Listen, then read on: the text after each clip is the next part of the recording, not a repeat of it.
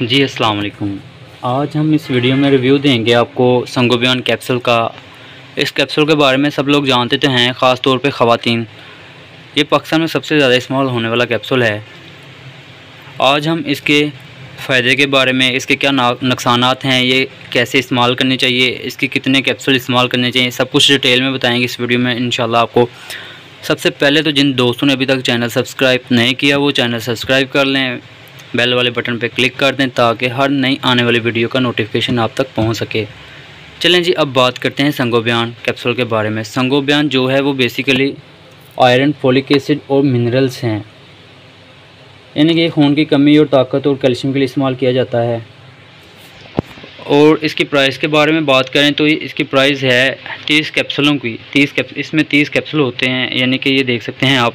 और इसकी प्राइस के बारे में बात करें तो ये 173 की पूरी डब्बी है, यानी कि 30 कैप्सूल। और कंपनी की बात करें तो ये मार्टिन डो कंपनी की है, जो कि एक मल्टीनेशनल कंपनी है। और अब बात करते हैं संगोबियन कैप्सूल के अंदर कौन कौन सी फार्मूलेशन मौजूद है। सबसे पहले आप देख सकते हैं ferrous gluconate dihydrate, magnesium sulphate, copper sulphate, vitamin C, folic acid, vitamin B12, गिनकोबालामिन, यानी कि इन सब के बारे में डिटेल में बात करेंगे आपके साथ इंशाल्लाह।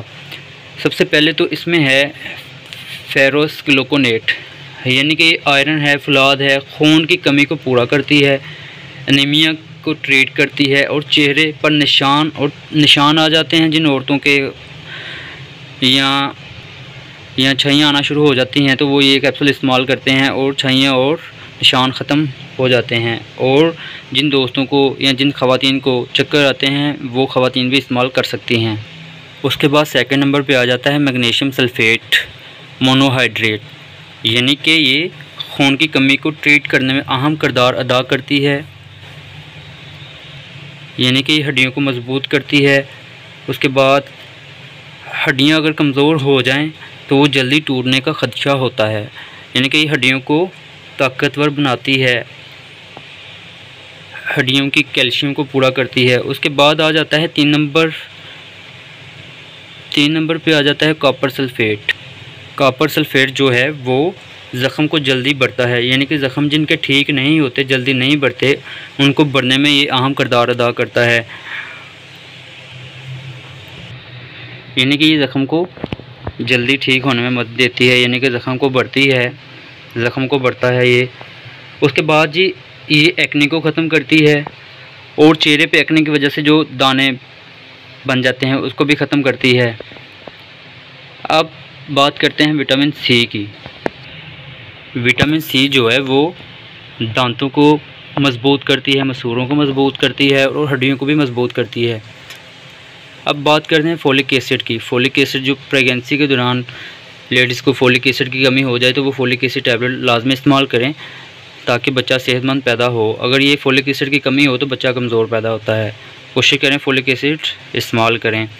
अब बात करते हैं विटामिन B12 की, यानी कि कई दोस्तों के हाथ पांव सुन्न हो जाते हैं, उस दौरान भी ये आप इस्तेमाल कर सकते हैं, यानी कि पट्ठों की कमज़ोरी, चलते फिरते चक्कर आ जाना, हाथ पांव सुन्न हो जाना, उस दौरान ये आप इस्तेमाल कर सकते हैं। अगर बात करें इसके इस्तेमाल करने की तो ये दिन में आप 1 या 2 कैप्सूल इस्तेमाल कर सकते हैं, या अपने डॉक्टर की हिदायत के मुताबिक इस्तेमाल करें। और अगर इसके नुकसानात की बात करें तो इसके नुकसानात में, यानी कि ये इस्तेमाल करने से आपको पखाना जो है वो ब्लैक कलर का आ सकता है, वॉमिटिंग हो सकती है, यानी कि थोड़े बहुत चक्कर भी आ सकते हैं। उस चीज़ से आपने घबराना नहीं है। ये आयरन की कोई भी मेडिसिन इस्तेमाल करें तो ऐसा होता है। अगर आपको वीडियो पसंद आई है तो लाइक और शेयर लाजमी करें।